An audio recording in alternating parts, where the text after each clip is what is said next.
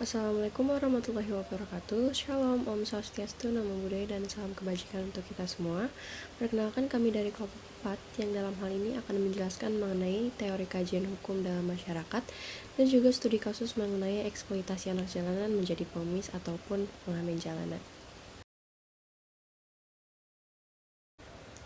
Memasuki pembahasan pertama, yakni kajian hukum dan masyarakat, atau dapat dikenal sebagai sosiologi hukum, merupakan suatu cabang ilmu pengetahuan yang secara empiris dan analitis mempelajari hubungan timbal balik antara hukum sebagai gejala sosial dengan gejala-gejala sosial lainnya.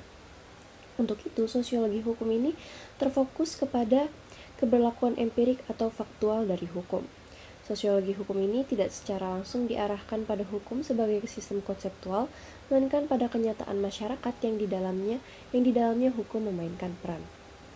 Selanjutnya, kajian teori mengenai hukum dan masyarakat ini harus mengungkap dan mengurai hukum itu sampai kepada perspektif mendasar. Dengan mengungkapkan paradigma tersebut, ia akan mampu menjelaskan lebih baik subjek yang dipelajarinya. Hukum dibuat dengan memiliki tujuan hukum, dan tujuan hukum tersebut adalah hukum menghendaki kerukunan dan perdamaian dalam pergaulan kehidupan bersama. Mengingat juga tugas pokok dari hukum adalah menciptakan ketertiban, oleh karena ketertiban merupakan syarat terpokok daripada adanya masyarakat yang teratur, hal mana berlaku bagi masyarakat manusia di dalam segala bentuknya. Selanjutnya, mengenai karakteristik pendekatan sosiologi hukum. Yang pertama, memberikan penjelasan atau pencerahan terhadap proses praktik hukum sehingga dengan pendekatan interpretative understanding, para sosiolog hukum yang berusaha menggumuli sosial hukum dapat memaknai perkembangan dan efek dari tingkah laku sosial. Yang kedua, berusaha mendapatkan deskripsi terhadap praktik-praktik hukum dalam masyarakat, apakah sesuai atau berbeda bahkan bertentangan dengan hukum yang ada di dalam kitab hukum atau hukum yang tidak tertulis dan yang diyakini dan disosialisasikan dalam masyarakat. Yang ketiga, menjelaskan mengapa suatu hukum dipraktikkan sebagaimana yang ada dalam masyarakat, apa sebab-sebabnya, faktor apa saja yang berpengaruh, latar belakang, dan lain sebagainya. Yang keempat, menganalisis kebenaran empiris atau empirical validity atau suatu peraturan perundang-undangan atau pernyataan hukum, sehingga mampu memprediksi suatu hukum yang sesuai dan atau yang tidak sesuai dengan keadaan masyarakat tertentu, serta menilai bagaimana kenyataan hukum tersebut terjadi dalam masyarakat. Yang kelima, tidak melakukan penilaian hukum atau lebih terfokus kepada objek yang membahas tentang isi hukum tersebut. Perilaku yang menaati dan melanggar hukum mendapat kedudukan setara sebagai objek kajiannya, tidak menilai yang satu lebih baik daripada yang lain. Perhatian utamanya adalah memberikan penjelasan terhadap objek yang dipelajarinya sehingga tidak terjebak dalam penilaian normatif. Misalnya, hakim dianggap sebagai manusia yang paling bijaksana, dengan kata lain yang dinilai dengan adalah produk hukumnya. Selanjutnya, menurut Prof. Gerald Turk, ada 3 pendekatan yang dapat kita gunakan terhadap fenomena hukum di dalam masyarakat, yaitu yang pertama pendekatan moral, yang kedua pendekatan ilmu hukum, dan yang ketiga pendekatan sosiologis. Memasuki pembahasan pertama, yaitu pendekatan moral terhadap hukum. Pendekatan moral terhadap hukum menegaskan bahwa hukum adalah berakar pada kepercayaan tentang the nature of human being dan juga berdasar pada kepercayaan tentang apa yang benar dan apa yang salah. Perhatian utama dari pendekatan moral terhadap hukum berfokus pada tuntutan bahwa hukum harus mengekspresikan suatu moralitas umum atau a common morality yang didasarkan pada suatu konsensus tentang apa yang secara moral dianggap salah ataupun benar. Pendekatan moral ini didasarkan pada asas-asas maupun nilai-nilai yang bukan khusus umum. Yang kedua, pendekatan ilmu hukum atau jurisprudence terhadap hukum. Nah, pendekatan ilmu hukum terhadap hukum ini didasarkan pada premis bahwa law can be shown be internally consistent, orderly, and logical. Nah, jadi 3 unsur itu merupakan bagian dari hukum: kekonsistenan, ketertiban, serta kelogisan. Pendekatan ini memandang bahwa merupakan suatu yang jelas dan nyata bahwa pendekatan ilmu hukum itu yang pertama, memiliki tipe independen dalam penalarannya, dan yang kedua, memiliki asas-asas hukum yang secara internal bersifat logis dan justifikatif. Selanjutnya yang ketiga yaitu pendekatan sosiologis terhadap hukum. Nah, fokus utama pendekatan sosiologis menurut Gerald Turk ini antara lain yang pertama pengaruh hukum terhadap perilaku sosial, yang kedua pada kepercayaan yang dianut oleh warga masyarakat dalam the social world-nya mereka, yang ketiga pada organisasi sosial dan perkembangan sosial serta pranata-pranata hukum, yang keempat tentang bagaimana hukum dibuat, dan yang terakhir tentang kondisi-kondisi sosial yang menimbulkan hukum. Pendekatan kajian hukum dan masyarakat berusaha untuk mengembangkan pengetahuan yang berakar dengan mengkomparatifkan studi hukum dan masyarakat.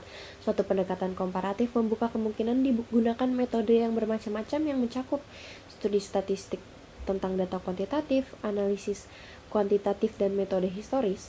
Pendekatan sosiologi hukum menganalisis hubungan antara hukum dan masyarakat di bawah kondisi yang berbeda-beda. Pembahasan yang selanjutnya yaitu tipe-tipe masyarakat. Menurut pendapat Emil Durkheim, masyarakat tidak lebih dari moral order, yaitu suatu tatanan keteraturan.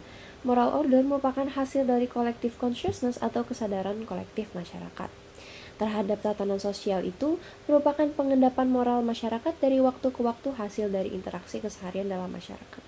Yang pertama, tipe masyarakat yaitu masyarakat konsensus. Masyarakat konsensus memandang bahwa hukum tumbuh dari konsensus dan melayani berbagai kepentingan yang luas beserta berbagai fungsinya di dalam masyarakat. Bagi warga masyarakat model ini, hukum bekerja sebagai mekanisme integrasi yang berperan untuk mendukung dan mengembangkan integrasi sosial.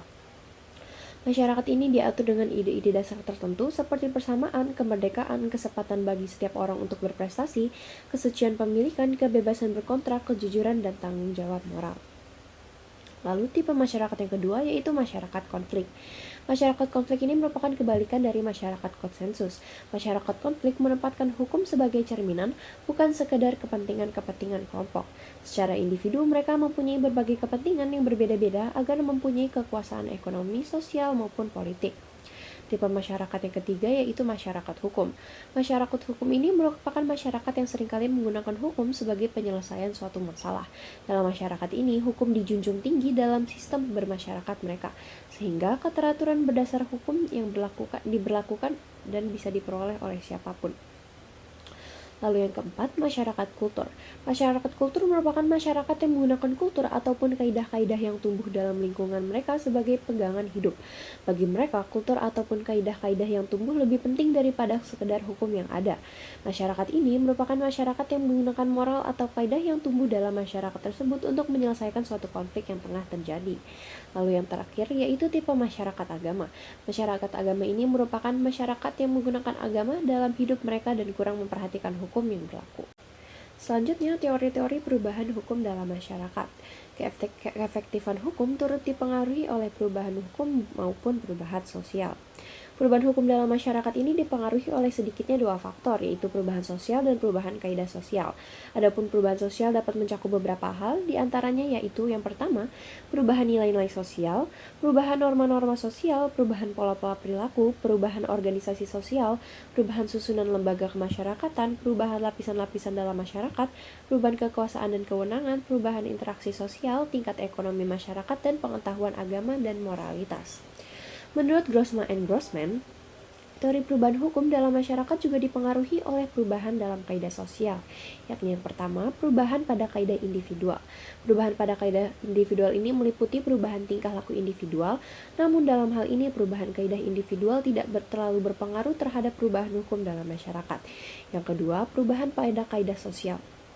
Perubahan pada kaidah sosial ini terjadi dalam hal perubahan berlangsung pada satuan-satuan yang termasuk dalam kelompok.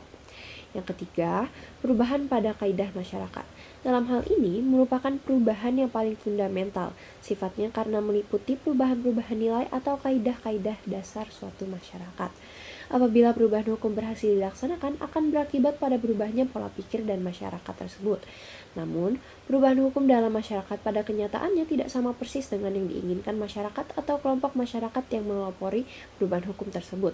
Berbagai kemungkinan yang terjadi ketika terdapat perubahan hukum yakni antara lain, hukum berubah seperti keinginan masyarakat, hukum dianggap membawa perubahan yang besar untuk masyarakat, hukum melakukan pengesahan atau ratifikasi atas sesuatu yang sudah benar-benar terjadi di dalam masyarakat, hukum berubah namun tidak seperti yang diinginkan oleh masyarakat dikarenakan ada pendapat yang lebih kuat daripada aspirasi masyarakat itu sendiri. Lebih lanjut, secara garis besar teori-teori perubahan hukum dalam masyarakat ini meliputi 3 hal, yaitu yang pertama, hukum sebagai sistem nilai. Hukum sebagai sistem nilai ini merupakan hukum sebagai perwujudan nilai-nilai yang dijunjung tinggi oleh masyarakat. Yang kedua, hukum sebagai institusi. Dalam hal ini dilihat bahwa masyarakat menciptakan berbagai institusi untuk menghadapi kebutuhan-kebutuhan yang mendasar dan bersistem seperti kesejahteraan dan pendidikan. Lalu yang terakhir, hukum menyesuaikan diri dengan perubahan masyarakat. Fungsi Fungsi hukum ini adalah untuk melindungi kepentingan warga masyarakat. Hukum berfungsi mengatasi konflik kepentingan yang mungkin timbul di antara warga masyarakat. Assalamualaikum warahmatullahi wabarakatuh. Selamat pagi semuanya. Kami dari kelompok hukum dan masyarakat ingin mempresentasikan hasil diskusi kami berjudul eksploitasi anak sebagai pengamen jalanan oleh orang tua. Pertama-tama kita harus mengetahui apa itu eksploitasi anak. Eksploitasi menurut undang-undang adalah tindakan dengan atau tanpa persetujuan korban yang meliputi tapi tidak terbatas kepada pelacuran, kerja atau pelayanan paksa, perbudakan, atau praktik serupa perbudakan, penindasan, pemerasan, pemanfaatan fisik, seksual, organ reproduksi, atau secara non-hukum memindahkan atau mentransplantasi organ dan atau jaringan tubuh atau memanfaatkan tenaga atau kemampuan seseorang oleh pihak lain untuk memanfaatkan tenaga atau kemampuan seseorang oleh pihak lain untuk mendapatkan keuntungan baik material maupun imaterial. Eksploitasi anak adalah perbuatan yang dilakukan oleh perorangan maupun sekelompok orang dengan tujuan hanya untuk mencari keuntungan dari para pelaku atas eksploitasi tersebut. Umumnya, anak yang dieksploitasi hanya dimanfaatkan sisi fisiknya untuk mengambil keuntungan, seperti membantu mendapatkan sumber penghasilan, dan dengan bekerjanya seorang anak seolah-olah orang tua akan mendapatkan suatu keuntungan. Padahal sebaliknya, karena ada pun dampak yang ditimbulkan dari diperkerjakannya anak tersebut, yang di bawah umur sangat berpengaruh kepada pertumbuhan sang anak yang dapat terhambat. Selain itu, pertumbuhan emosional dan moral pada anak juga akan terganggu. Peran anak pada kehidupan sehari-hari sangat bervariasi, mulai dari rumah tangga atau keluarga hingga lingkungan yang lebih luas. Tetapi, kenyataannya memperlihatkan eksistensi dan aksesibilitas anak pada proses pengembangan anak yang masih berjalan masih sangat terbatas dan tidak jarang mendapatkan perlakuan yang tidak adil dan tidak seimbang menurut penduduk dewasa. Dengan demikian, eksploitasi anak oleh orang tua atau pihak lainnya merupakan tindakan yang tidak terpuji karena membiarkan, lakukan, dan menyuruh anak untuk membantu mendapatkan keuntungan serta memenuhi kebutuhan hidup keluarga ataupun dirinya sendiri. Eksploitasi pada anak dapat dihindari apabila orang tua memiliki pengetahuan bagaimana memenuhi hak seseorang anak dan menjalankan kewajiban sebagai orang tua. Selain itu, pemerintah lebih tegas dalam memberikan jaminan dan perlindungan terhadap anak agar mereka memiliki kehidupan yang layak dan serta dapat menjalankan segala hak dan kewajibannya sebagai generasi penerus bangsa. Kemudian ada macam-macam eksploitasi anak. Menurut Undang-Undang Nomor 1 Tahun 2000 tentang pengesahan Konvensi ILO Nomor 182 mengenai pelarangan dan tindakan segera penghapusan bentuk-bentuk pekerja terburuk untuk anak berdasarkan Konvensi ILO Nomor 182 adalah: yang pertama, segala bentuk perbudakan atau praktik-praktik sejenis perbudakan seperti penjualan, perdagangan anak, kerja ijon atau debt bondage, dan perhambatan serta kerja paksa atau wajib kerja, termasuk pengarahan anak secara paksa atau wajib untuk dimanfaatkan dalam konflik bersenjata. Yang kedua, pemanfaatan, penyediaan atau penawaran anak untuk pelacuran, untuk produksi pornografi atau untuk pertunjukan porno. Yang ketiga, pemanfaatan, penyediaan atau penawaran anak untuk kegiatan terlarang, khususnya untuk produksi atau perdagangan obat-obatan sebagaimana telah diatur dalam perjanjian internasional yang relevan. Yang terakhir adalah pekerjaan yang sifat atau keadaan tempat pekerjaan itu dilakukan dapat membahayakan kesehatan, keselamatan, dan moral anak-anak tersebut. Untuk selanjutnya akan dilanjutkan oleh rekan saya. Latar belakang terjadinya eksploitasi anak jalanan sebagai pengamen oleh orang tua. Latar belakang yang pertama yaitu tingkat pendidikan orang tua yang rendah. Tingkat pendidikan yang rendah yang dimiliki oleh orang tua menjadi salah satu latar belakang terjadinya eksploitasi terhadap anak. Ketidakmampuan mereka untuk memahami hak yang seharusnya didapatkan oleh anak diakibatkan karena tidak adanya pengetahuan untuk membedakan mana yang benar dan mana yang salah. Pendidikan yang minim dan kurangnya kesadaran akan pentingnya pendidikan bagi anak, serta pola asuh yang keras, akan membawa dampak yang buruk yaitu menghambat pola pikir anak dan kemampuan diri anak karena nantinya tidak akan dapat mengeksplor kemampuan yang dimilikinya. Tingkat pendidikan yang rendah melatar belakangi terjadinya eksploitasi terhadap anak, bahwa rendahnya pendidikan menjadi salah satu penyebab terjadinya kejahatan eksploitasi anak yang dipekerjakan sebagai pembantu rumah tangga. Latar belakang yang kedua yaitu ekonomi keluarga yang rendah atau kemiskinan. Sebagian besar anak-anak jalanan berasal dari kalangan keluarga yang tidak mampu. Ekonomi keluarga yang rendah menjadi salah satu penyebab terjadinya eksploitasi terhadap anak. Rendahnya tingkat pendidikan yang dimiliki orang tua mengakibatkan sulitnya mencari lapangan kerja yang layak sehingga taraf perekonomian menjadi sangat rendah.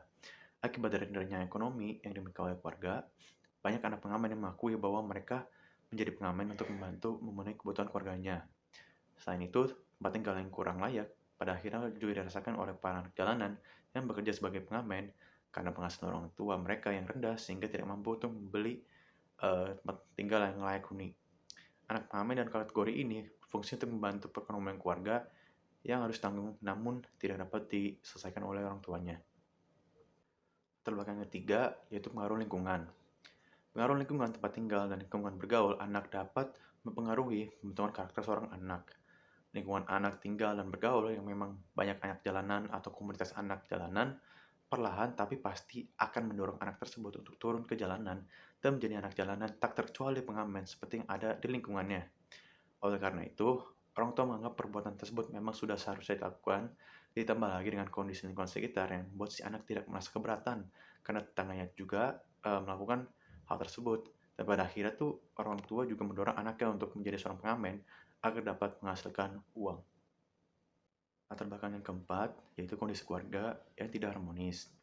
Keharmonisasian keluarga merupakan gambaran terhadap situasi dan kondisi dalam keluarga di mana di dalamnya tercipta kehidupan yang saling menghargai, memberikan perhatian, saling menjaga, dan diwarnai oleh cinta dan kasih sayang sehingga anak memiliki kondisi psikologis yang baik. Namun sebaliknya, jika kondisi keluarga yang tidak harmonis di mana sering terjadi kekerasan terhadap anak atau bahkan pertengkaran antara orang tua yang berujung pada perceraian akan membawa pengaruh negatif terhadap kondisi psikologis anak. Kondisi keluarga yang dinilai tidak harmonis akan membuat merasa tidak nyaman dan merasa tidak dapat kasih sayang. Sehingga kondisi ini dapat mengakibatkan seorang anak turun ke jalanan. Anak tidak merasa bahagia ketika berada dalam rumah karena merasa haknya tidak dipenuhi oleh orang tuanya. Pengamen anak terkadang juga mendapatkan sikap orang tua yang tidak wajar seperti melakukan kekerasan dengan melukili anaknya ketika penghasilan sama pengamen kayak tidak mencapai target yang diinginkan oleh orang tua, atau ketika anak yang melakukan kegiatan pengamen, maka orang tua akan melakukan tindak kekerasan. Maka dari itu hal ini sangat bertentangan dengan konvensi hak anak. Melanjutkan yang telah rekan saya sampaikan, hak anak adalah bagian dari hak asasi manusia yang wajib dijamin, dilindungi, dan dipenuhi oleh orang tua, keluarga, masyarakat, negara, pemerintah, dan pemerintah daerah. Dalam Undang-Undang Perlindungan Anak Nomor 35 Tahun 2014 menjelaskan bahwa setiap anak dalam pengasuhan orang tua, wali anak maupun pihak lain harusnya memiliki tanggung jawab dalam pengasuhan serta memperoleh perlindungan dari berbagai macam tindakan kriminal, diskriminasi, dan eksploitasi baik dalam hal materialistik maupun psikologi anak. Pelecehan seksual, penelantaran, kekerasan dan penganiayaan, kesusahan, kejahatan, bahkan perbuatan yang tidak dibenarkan oleh hukum maupun norma. Selanjutnya, menurut Undang-Undang Nomor 23 Tahun 2002, adapun perlindungan hak anak yang tergolong kepada perlindungan khusus yang mana artinya adalah perlindungan yang diberikan kepada anak dalam situasi darurat, anak yang berhadapan dengan hukum, anak dari kelompok minoritas dan terisolasi, anak yang dieksploitasi secara ekonomi dan atau seksual, anak yang diperdagangkan, psikotropika, dan zat adiktif lainnya atau nafza, anak korban penculikan, penjualan, perdagangan, anak korban kekerasan fisik, ataupun mental, anak yang menyandang cacat, dan anak korban perlakuan salah dan penelantaran. Tujuan dari adanya perlindungan terhadap anak ini adalah untuk menjamin terpenuhinya hak-hak anak agar dapat menjalani kelangsungan hidup dan berpartisipasi optimal sesuai dengan hakikat dan martabat kemanusiaan, serta agar terhindar dari segala bentuk kekerasan dan diskriminasi demi terwujudnya generasi penerus bangsa yang berkualitas. Oleh karena itu, dibutuhkan adanya landasan yuridis yang berhubungan langsung dengan upaya untuk memberikan perlindungan terhadap hak-hak anak. Landasan yuridis inilah yang akan menjadi kekuatan hukum di dalam setiap kasus yang berhubungan dengan kekerasan anak, di antaranya sebagai berikut, yaitu yang pertama, Undang-Undang Dasar Negara Republik Indonesia tahun 1945 pasal 28B ayat 2. Yang kedua, Undang-Undang Nomor 4 tahun 1979 tentang kesejahteraan anak. Yang ketiga, Keputusan Presiden Nomor 36 tahun 1990 tentang pengesahan Convention of the Right of the Child atau Konvensi Hak-Hak Anak yang disetujui oleh Perserikatan Bangsa-Bangsa pada tanggal 20 November 1989 dan telah ditandatangani oleh Pemerintah Republik Indonesia di New York pada tanggal 26 Januari 1990. Lalu yang keempat, seluruh bagian dalam konvensi ini mengatur pemenuhan hak-hak anak. Dan ada 4 prinsip dasar hak anak yang terkandung dalam konvensi hak anak, yaitu yang pertama non-diskriminasi, yaitu setiap anak punya hak untuk tidak dibedakan berdasarkan perbedaan latar belakang, warna kulit, ras, suku, agama, golongan, keluarga, gender, kondisi fisik, serta mental, dan lainnya. Yang kedua, kepentingan yang terbaik bagi anak. Yang ketiga, hak untuk hidup, kelangsungan hidup, dan perkembangan, yaitu setiap anak berhak untuk hidup dan berkembang normal. Yang kelima, penghargaan terhadap anak. Lalu, Undang-Undang Nomor 1 Tahun 2000 tentang pengesahan Konvensi ILO Nomor 182 mengenai pelarangan dan tindakan segera penghapusan bentuk-bentuk pekerjaan terburuk untuk anak. Lalu Undang-Undang Republik Indonesia Nomor 23 Tahun 2002 tentang perlindungan anak. Lalu yang terakhir Undang-Undang Nomor 35 Tahun 2014 terdapat pada pasal 59A bahwa anak-anak sebagai korban mendapatkan, yaitu yang pertama, penanganan yang cepat, termasuk pengobatan dan atau rehabilitasi secara fisik, psikis, dan sosial, serta pencegahan penyakit dan gangguan kesehatan lainnya. Yang kedua, pendampingan psikososial pada saat pengobatan sampai pemulihan. Ketiga, pemberian bantuan sosial bagi anak yang berasal dari keluarga tidak mampu, dan pemberian perlindungan dan pendampingan pada setiap proses pemulihan. Yang keempat, lalu ada faktor penyebab timbulnya eksploitasi anak. Nah, sesungguhnya ada banyak faktor yang menyebabkan anak-anak terjerumus dalam eksploitasi dan harus merasakan hidup jalanan seperti kesulitan keuangan keluarga atau tekanan kemiskinan, ketidakharmonisan rumah tangga orang tua, dan masalah khusus yang menyangkut hubungan anak dengan orang tua. Pada dasarnya, melatih anak untuk dapat bekerja mandiri atau bekerja untuk membantu orang tua memiliki efek pedagogis yang positif secara psikologis. Namun, di lingkungan keluarga miskin, seringkali anak dibebankan dengan pekerjaan yang terlalu berlebihan. Anak-anak diharapkan menjalankan kewajibannya untuk menuntut ilmu dan harus bekerja untuk menghasilkan uang. Hal tersebutlah yang merupakan tugas berat untuk melebihi kemampuan anak, sehingga pada akhirnya seringkali ditemui masalah anak putus sekolah demi membantu perekonomian keluarga.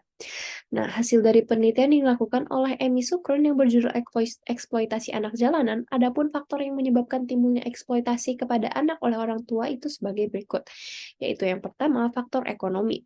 Keadaan ekonomi dan penghasilan yang rendah membuat orang tua menghalalkan mengeksploitasi anak dengan cara membiarkannya bekerja di jalan agar terpenuhinya kebutuhan ekonomi keluarga. Kedua, yaitu faktor lingkungan. Orang tua melakukan tindakan eksploitasi karena lingkungan merupakan tempat berinteraksi seseorang yang satu dengan yang lainnya. Dengan keadaan lingkungan yang seperti inilah yang membuat adanya terbiasa melakukan eksploitasi yang pada akhirnya membuat orang tua mengikuti perbuatan orang-orang yang ada di sekitarnya. Lalu yang ketiga yaitu faktor sosial.